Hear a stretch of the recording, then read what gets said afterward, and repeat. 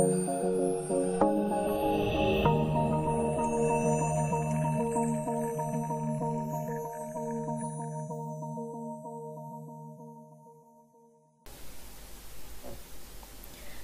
assalamualaikum warahmatullahi wabarakatuh. Hari ini mata kuliah tentang mata kuliah Technopreneurship tentang mengenal pasar modal. Itu ada konsep pasar modal, jenis-jenis produk masa modal. Oke, pengertian pasar modal yaitu pasar yang memfasilitasi penerbitan dan perdagangan surat berharga keuangan seperti saham dan obligasi. Oke,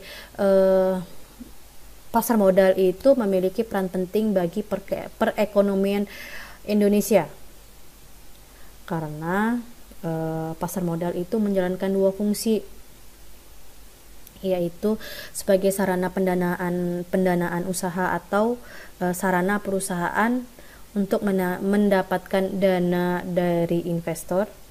Kedua, sebagai sarana bagi masyarakat untuk berinvestasi. Oke.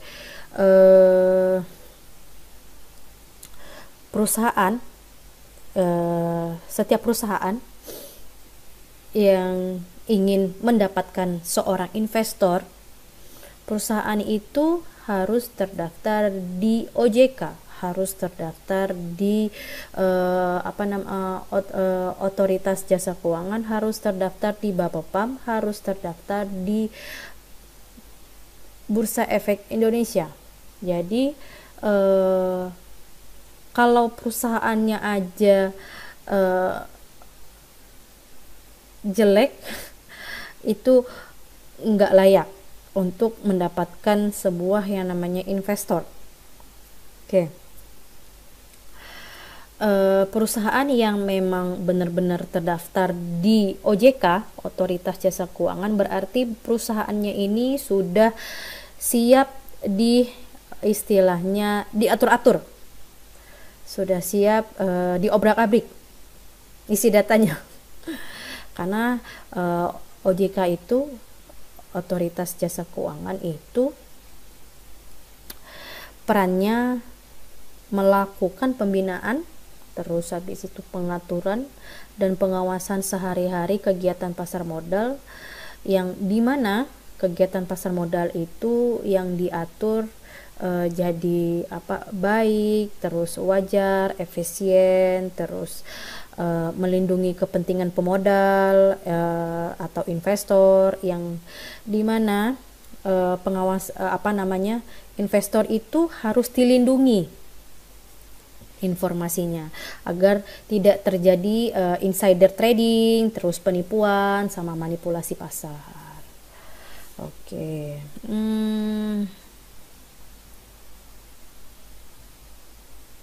Oke, untuk ini coba nanti kalian sering-sering baca di bapepam.go.id, terus bi.go.id, Departemen Keuangan.go.id, itu ngebahas tentang keuangan si perusahaan itu seperti apa, terus di simulasi saham itu seperti apa, tentang trading itu apa, cara beli itu seperti apa, cara membaca perusahaan itu ketika kita mau beli sahamnya itu seperti apa. Oke. Fungsi pasar modal: 1. Emiten, perluasan usaha, memperbaiki struktur modal untuk mengadakan pengalihan pemegang saham. Terus investor, memperoleh dividen atau bunga. Gimana cara kita itu ketika kita menanamkan saham di suatu perusahaan seperti Unilever, gimana caranya kita itu kita beli satu slot, gimana caranya kita itu main saham itu, ada untungnya walaupun hanya 2.500, 5.000, tapi kalau kita kalikan dengan berapa slot yang kita beli, berapa slot yang kita punya di perusahaan tersebut, itu lumayan. Oke. Nah, untuk investor itu harus tahu dividennya atau bunganya, kepemilikan perusahaannya. Terus habis itu harus nih, kayak tadi saya kasih tahu, perusahaan itu harus terdaftar di Badan Pengawasan Pasar Modal. Nah, ini salah satunya tadi Bursa Efek. Nah, Bursa Efek itu lembaga yang menyediakan fasilitas untuk mempertemukan penawaran jual dan beli efek antara berbagai perusahaan atau perorangan, di mana tugas Bursa Efek itu menyediakan sarana perdagangan, mengupayakan likuiditas, menyebarkan informasi, menciptakan instrumen, terus habis itu memasyarakatkan pasar modal, membuat peraturan yang berkaitan dengan kegiatan bursa, mencegah praktik transaksi yang dilarang. Oke, terus habis itu ada yang namanya lembaga clearing dan penjaminan, yaitu di mana lembaga yang memberikan jasa clearing dan penjamin atas transaksi yang terjadi di bursa. Jadi nggak bakal yang namanya data kita itu bocor sama sekali, karena nanti ada lembaga clearing dan penjamin yang akan menjamin semua data-data kita itu aman. Oke.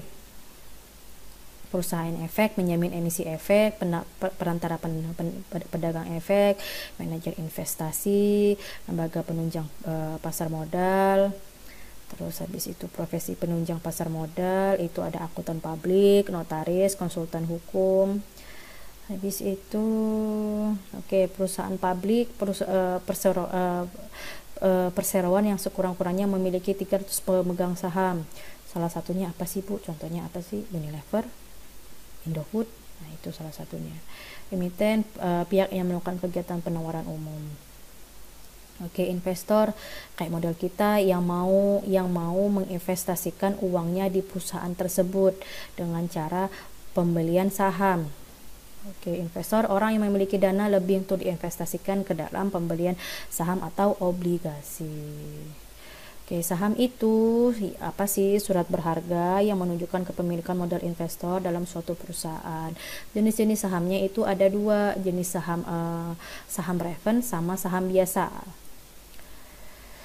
Oke, obligasi itu surat berharga yang menunjukkan bahwa perusahaan yang mengeluarkan obligasi meminjam sebuah dana kepada masyarakat untuk membeli kewajiban untuk membayar bunga secara berkala. Jenis-jenis obligasi itu ada 2, obligasi perusahaan sama obligasi pemerintah. Oke, jenis pasar. Jenis pasar itu ada 2, pasar perdana sama pasar sekunder. Nah, gimana pasar perdana itu di mana tempat surat berharga lainnya diperdagangkan untuk pertama kalinya sebelum nantinya dicatat di Bursa Efek Indonesia, di mana investor membeli surat berharga atau saham sebelumnya dilakukan penawaran umum perdana atau initial public offering. Jadi kamu itu bisa dapetin harga saham yang sesuai dengan harga yang sesuai dengan jumlah yang dan jumlah yang akan ditentukan oleh si sebuah perusahaan. Oke. Untuk pasar sekunder itu di mana investor dan pihak penjual surat berharga dapat melakukan jual beli yang telah tercatat di Bursa Efek, di mana investor kayak model kita ingin membeli di pasar perdana juga dapat, di mana yang kita misalnya kita udah beli nih di pasar perdana, bisa nggak dijual di pasar sekunder? Bisa, tapi salah satunya kita juga harus bisa membaca yang namanya fluktuatifnya, turun naik harganya itu. Oke. Analisa pasar itu dia ada 2, analisa pasar fundamental sama analisa pasar teknikal. Oke, analisa fundamental seperti ini. Teknikal seperti ini.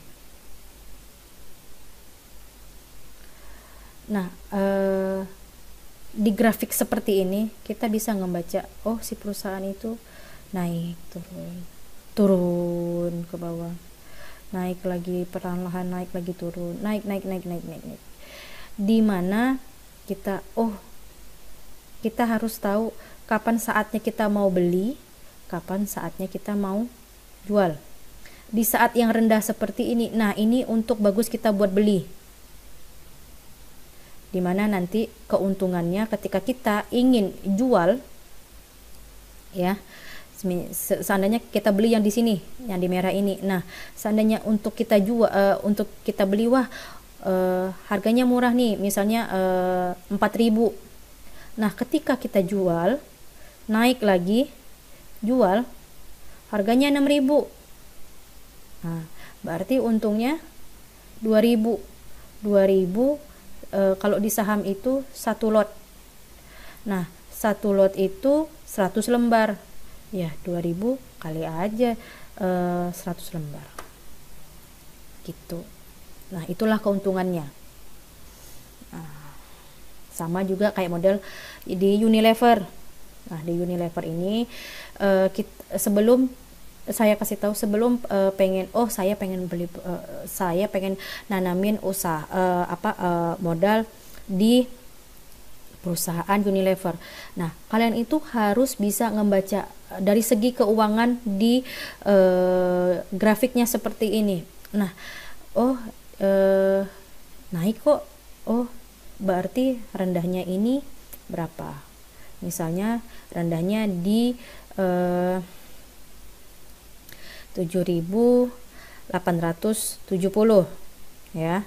Nah, seandainya pas di tanggal 28, di tanggal 29 yang kita beli tanggal 28 itu harganya 7.900, seandainya ya kita beli 7.900. Nah, ternyata kita mau jual nih di tanggal 29, di titiknya di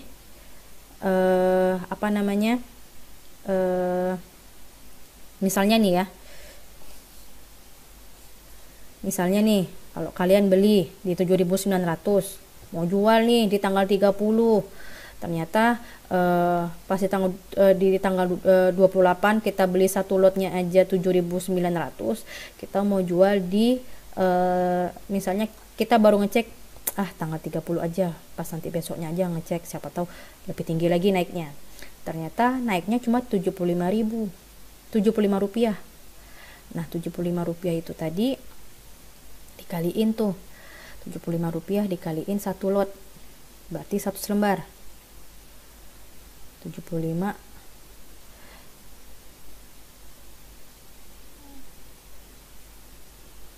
berarti untungnya 7.500. 7.500 kalau kamu punya 10 lot, berarti keuntungannya kamu aja udah 75.000. Nah, dari situ keuntungan yang bisa kita dapat. Dari situ dari kita membaca grafik seperti ini, kita bisa lihat si perusahaan itu berarti dia bagus. Artinya perusahaannya itu yang benar-benar memang harganya ya antara minggu ke minggu, bulan ke bulan, tahun ke tahun ya ada pergerakan naiknya. Siapa sih yang nggak kenal Unilever kan? Kadang produk-produknya itu yang tiap hari kita pakai. Oke, ini ada proses emisi efek.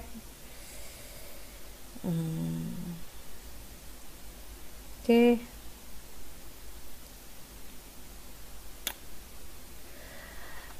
Ketika kita membeli dan menginvestasi di pasar modal, itu kita harus tahu yang namanya resiko daya belinya, resiko bisnis, resiko tingkat bunganya, resiko pasarnya, resiko likuiditasnya harus tahu. Oke.